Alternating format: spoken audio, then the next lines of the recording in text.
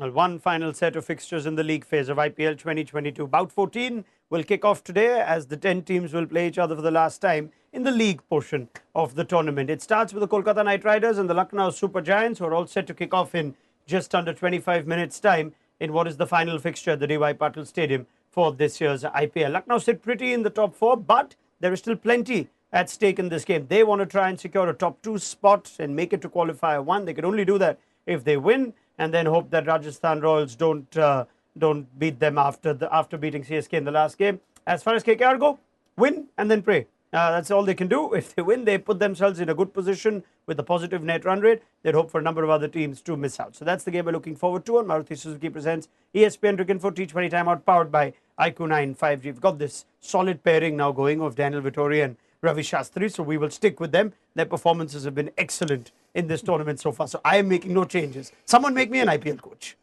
Well, it's easy, yeah, just don't make any changes. Yeah, nobody makes me anything. I just sit here and do this every year in, year out. Anyway, toss has gone down at the D.Y. Patil, and KL Rahul has decided to bat first. Shreyas Iyer saying he would have batted first too, and he also points out, our first talking point, that essentially Lucknow have been a team that have won and been strong in this IPL batting first. They tend to hiccup when they chase, and that's what the numbers suggest as well. They've lost 4 batting second and they've won 6 batting first. So that's where we are, and it's a team that KL Rahul has made changes to. Krunal Pandya is missing out as a result of injury, and a couple of other key changes which we'll come to in just a second. But Rahul wanting to bat first in a big game, almost acknowledging that there is trouble while chasing. Fair enough? I think so, and also the rhythm of the tournament. We talked about how teams sort of just fall into line altogether, and it feels like everyone wants to bat first now. And I think that is down to the wickets. I think we'll see a wicket that potentially will turn. Gotham coming in to partner Bishnoi. So, I do believe that it's tactical, but it's also looking at that surface as well. KL Rahul is such a big part of any IPL team he plays in, Ravi. And here we are after the last game too, discussing, Rahul's clearly got a poorer run chasing. Rahul is so much better batting first. It's the kind of thing which shouldn't necessarily be so stark. And yet, even with the new franchise this season, it is. Can you explain it? It may be the case, but I think in a situation like this now, going in to the playoffs, you're trying to reach the top 2. You will see even in the playoffs, a lot of teams will want to bat first because they're pressure games. It could end up being knockout. So it's the right step forward, to get some real confidence going, when you finish your league stage and the playoffs start. So it's the right decision, I think, because they've had a couple of funny results of late. So get some confidence back, get some momentum back. And if the captain fires, nothing like it. It's not a good feeling, right? Even if you end up in the playoffs, if you've lost your last 3, changes things, doesn't it? It makes huge change, and particularly now that they're changing the team as well. So they've gone from we're playing well, we lost a few games, we'll back our guys. Now they've lost a few games and they're potentially not backing their guys. I know there may be some injury concerns, but now there's changes, and the changes actually look a little muddled in terms of a batting order. So this feels like a team that's just sort of stumbling into the playoffs, which is never a good feeling. I know things can turn quickly, but it's not the way you want to arrive. Can we infer that from the changes? Let's look at them, because they've got 2 top order batters and changed effectively the template of this side. Now, we know that Rahul and Quinton de Kock should pair up out there. Deepak Huda has been so good at 3. Will he be at 3 now that Evan Lewis is back? So too is Manan Vora, who's played almost all his cricket at the top of the order. Ayush Badoni has finally had his time. They've left him out. Krunal Pandya is injured. And they've also got in K. Gautam as the extra spin option. Out goes Dushmanta Chamira. Wow, let's try and make sense of it. Ravi, what do you say? I mean, Krunal Pandya is a forced change, but that looks a very different team, doesn't it? It does look a different team. Doesn't have that firepower with the new ball, to get some early wickets with Chamira, not playing. But having said that, still a good all-round team. When you look at it, Evan Lewis coming there, he can be extremely dangerous. So, they'll miss Krunal because he's played most of the tournament. He's bowled well this year. He's batted well and got some crucial runs. So they'll miss him. But all in all, I think not much difference in that side. I mean, let's try and make sense of bringing in 2 top order batters there. You don't like it? Well, I don't. We can only, I suppose, decipher it once we know the batting order, because we've pushed for Stoinis to Well, go. only in. two will open. So Well, sorry. I'm more worried about 3 and 4. I mean, Yeah.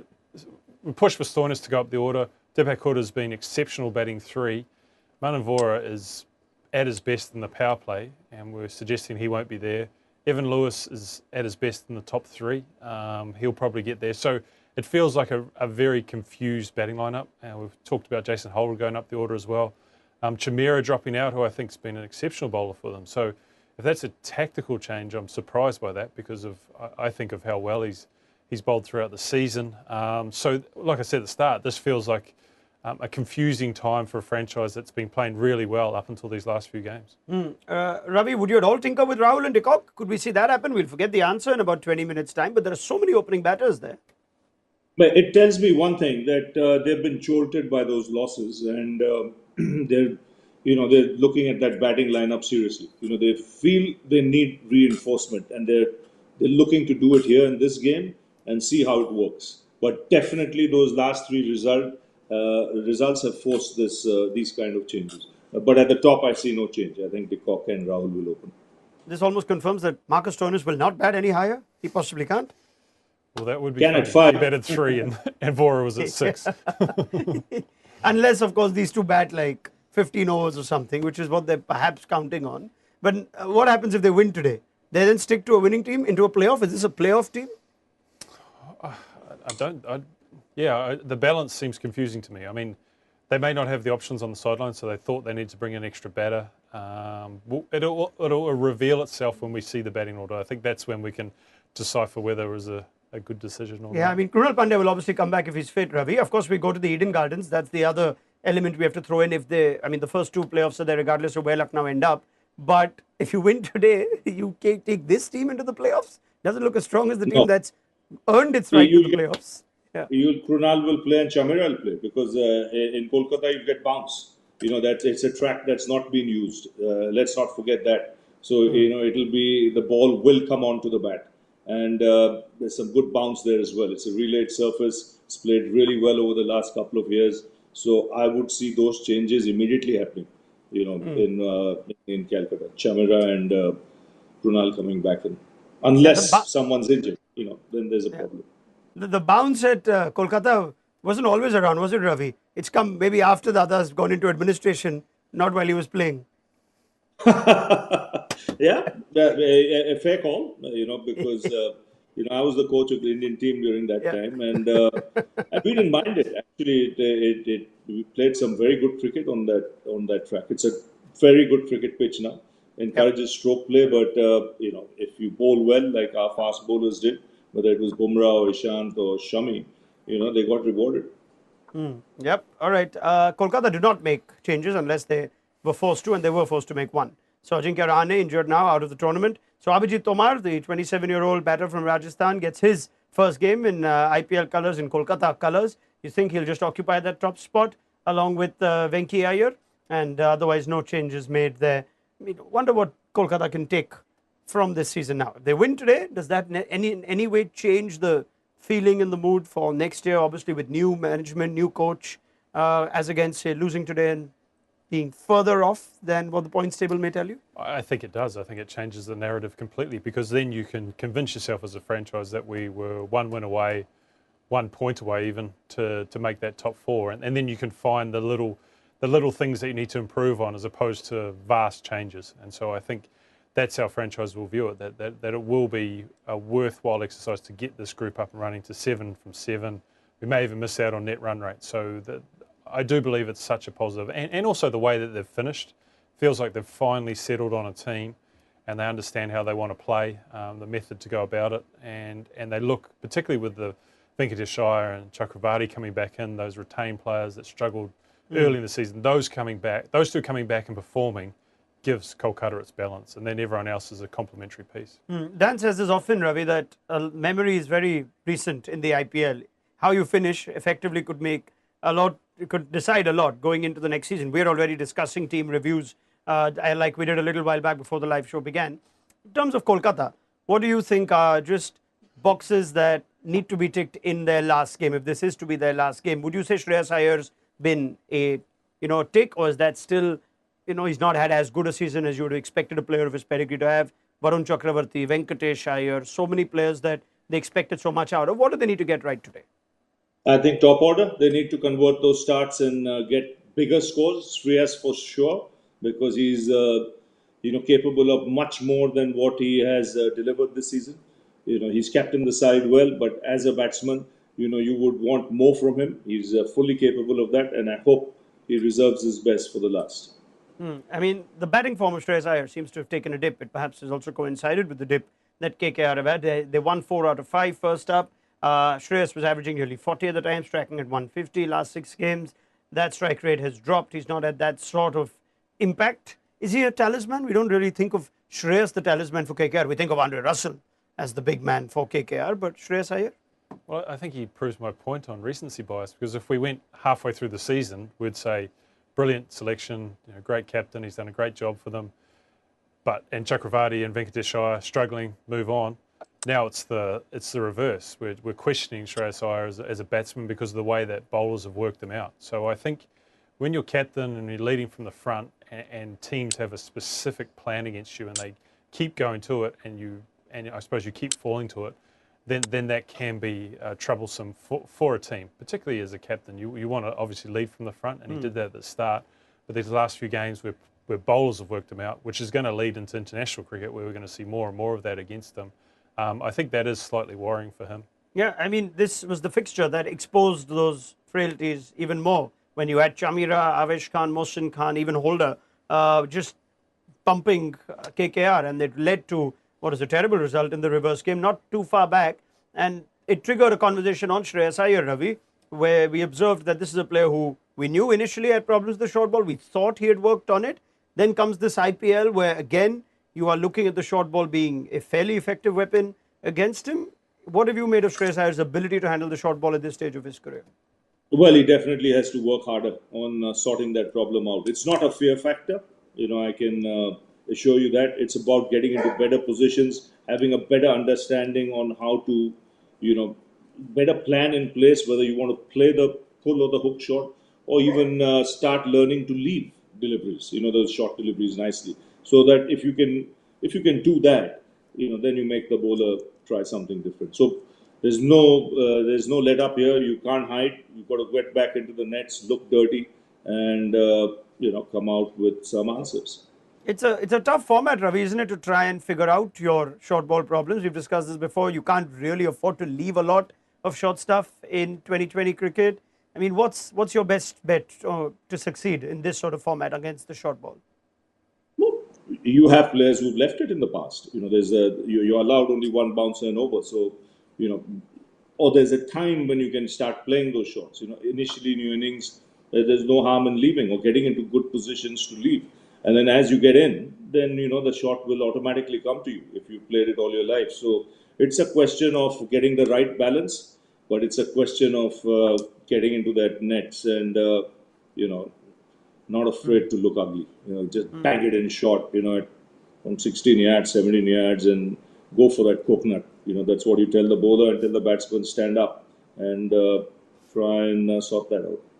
Would he have welcomed the changes that Lucknow have made when he said, "Oh no, Chamira, okay, that's one less to worry about"? That's one slight bit of relief. I agree with Ravi. I think you can leave the ball. I think whatever you do it positively and you show intent, and then bowlers move on quickly. So if you leave a couple of good ones, then you're potentially not going to get as many as you thought. So he just needs to work out tactic, because I think the tactic he's shown is clear the front leg and hope he gets a short ball to cut over third man. But bowlers are being a bit more savvy. They're getting him out with the Yorker, and he's been bowled a few times. So I think as long as he shows a confident intent, whatever the method, then bowlers will just move on. All right. His LSG counterpart, KL Rahul, has now become a talking point because of the stark difference in scores, batting first and second. We bring that up for you. Averaging over 70 batting first, averaging less than 20 batting second. I mean, he's a class player. But does that worry you when you're the main batter? Clearly, he's arguably India's best T20 batter, and that's the season he's had this season.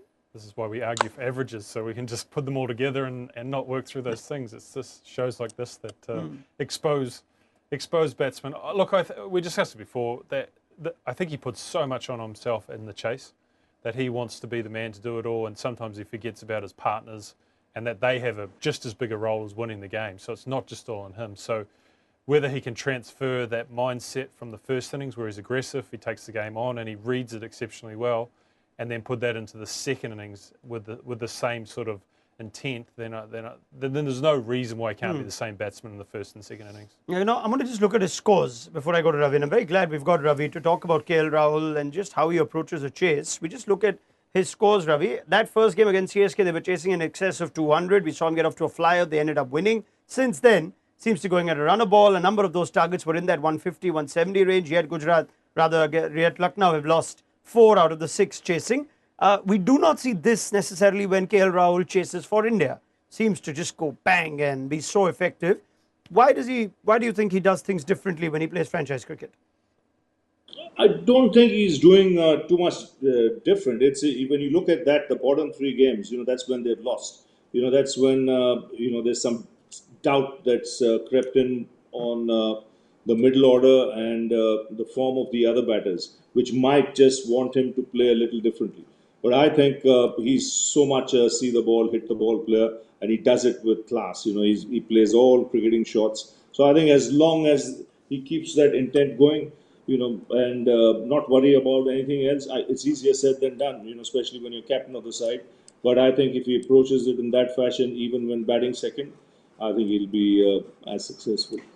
Yeah, do you get the feeling he's the kind? Yeah, do you get the feeling Ravi is the kind of character who puts way too much on himself if he's captain and doesn't just thinks that no, I am going to get these runs. I've got to get the 18 not out, 19 not out. Where a 30 of 10 or 40 or 15 may just be more effective or productive for the team. I think could have been the case when he started, but I think he's much more mature now. He's captain franchises, he's captained India, so I think he's far more settled. He understands his game, and and he's peaking at the right time because he's when in full flow. He's so good to the eye that very few can contain him. Well, he has at least had the confidence of knowing the guy who's now coming in at number 3 is doing the job.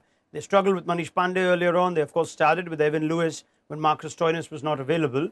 But since they've moved on from Manish Pandey, Deepak Hooda has made that position his own. And this season, with 406 runs, that's actually the most runs by any player this season outside of the top 2. Otherwise, everyone else in the race for the purple cap is essentially just batting in the top 2. But Hooda at 406, Livingston would love to bat any higher. But those are the non-openers that we've seen this season where Hooda shines, and he's not even batted at 3 throughout this season. Very best of Hooda. Surely they can't move him out of 3. Yeah. Why not? Yeah, of course they can. Of course they can. Look, it's the runs have been impressive, but I think we've seen a real batsman this season. He's been so impressive to watch. His intent, we always talk about his intent, but his stroke making has been impressive, and the options that he's taken. Because I think we've always associated Deepak Hooda as a ball striker, come in 5 and 6, be a finisher, take the game on. But now he's just playing like a batsman, and it's so good to watch. And we've even mentioned that sometimes him and KL Rahul look the same with the quality of the shot making, and that's almost the ultimate compliment to a batsman to say you look like KL Rahul. Coming of age season, Ravi, for Deepak Hooda, now capped as well, seems to have impressed or exceeded expectations. Fabulous. Seems very clear in his mind. He's seems to be a bloke now who's understood his game, understood his strengths, and he backs himself, to the hilt. Which is why he is quite capable of playing the big shots very early in his innings. If it's in his area of strength, he's going to go for it. There's no, what if or should I not? None of that. It could be 0 for 1. He's going to play that shot. So it shows the clarity of his mindset, and he's confident about his game, and he's reaping rewards, and he's grown from strength to strength. He's tasted success. He's played in an aggressive manner, and he's enjoying the season. And you can see it.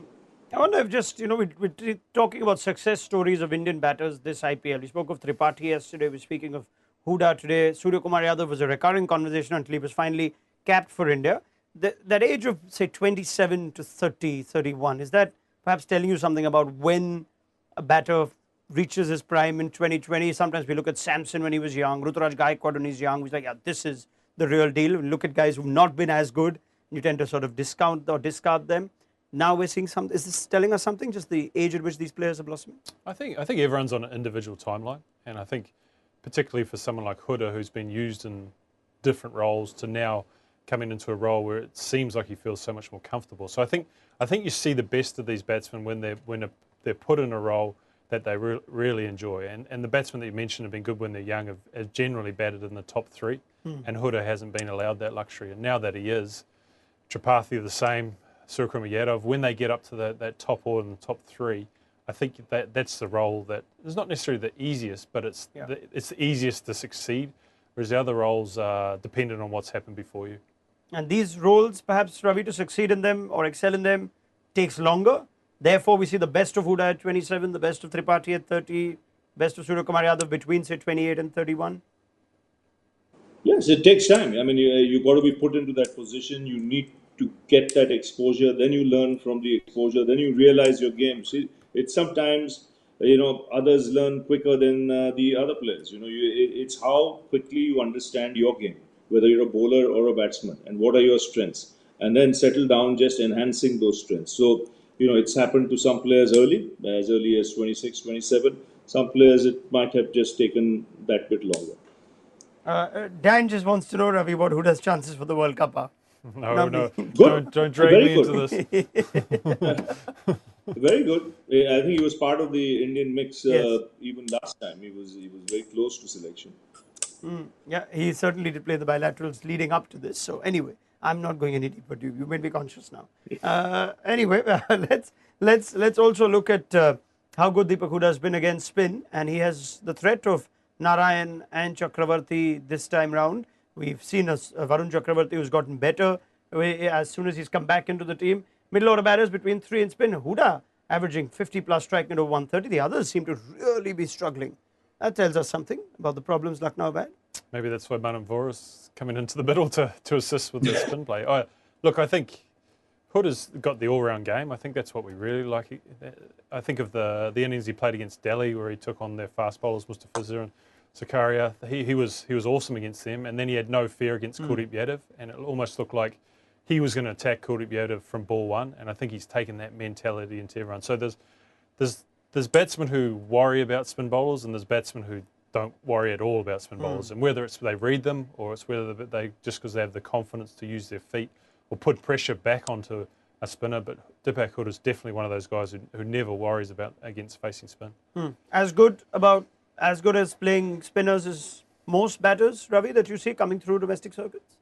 Yes, attack and defense and rotating the strikes. He does it all. And that's why I'm very keen to watch this contest, because Narayan's experienced campaigner, Chakravarti, has variations up his sleeve, and Huda is going to attack. So it's going to be good watching. Yeah, Varun Chakravarti on his return has done well. He's been better than the player that we saw the early parts of the season, left out as well after 8 games. They left him out for, I think, 4 games, and here he is now back 3 or 4 games and a couple of wickets, but the economy rate is under control. That's something that went up for Chakravarti standards, so he will be have a big role to play against KKR. Against LSG. I'm just looking at KKR in the corner of my eye. Seems the team has come out smiling, fist pumping, no problem. Does that make them even more dangerous today against a Lucknow team that we've already discussed? Look nervous, panicky, stumbling their way into the playoffs. Some of them might have their flights booked for tonight, so they're ready to go. They're excited. I think absolutely, KKR I think will walk out to this game with huge amounts of confidence. And as we said, their selections are intact. They've brought back some players who have performed. Whereas LSG, from a team that we thought had the all-round balance of being the best side in the IPL, particularly through that bowling order, now is a team that, as you say, looks jittery. So it's going to take KL and Quinton de Kock to calm those nerves with a good opening partnership. If they don't get that, then that's going to put a huge amount of pressure on those changes. Now, if you ignore the points table, Ravi, would you say KKR are favourites for this one? Well, they'll play. They have nothing to lose, because in fact both teams have nothing to lose really. But I think from KKR's point of view, they played good cricket last 2 games. They've got some very good momentum going. They're confident, and if they can knock over a couple early, they'll feel they can win this game. All right, first inning score prediction. Lucknow batting first. Ravi, what are they going to get? D.Y. Patil Stadium? 175. Good score. Dan? Yeah, I like 175 as well. I think the spinner's going to come into play. But I think I'm convinced by your argument. KKR favourites. Thank you. I've at least convinced you on something. Ravi, Dan, let's meet at halftime and see where we stand. And we'll also know what the batting order does. So that, like Dan says, will reveal itself, and we shall know more about why Lucknow went with the team they did today. Pick up the chat on Maruti Suzuki presents ESPN Cricket for T20 Timeout, powered by IQ 95G. Before I leave you, though, reminder that the IQ ESPN Cricket for Biggest Fan Challenge is still very much up and running. All you need to do is answer the following in 6 words or less. Watching a cricket match live at the stadium is like, and you stand a chance to meet our experts on our show. Like the post, hashtag IQ, hashtag ESPN Cricket Info, and hashtag Biggest Fan Challenge should accompany your comment, and share it on your social media. We'll see you at the end of the Lucknow innings.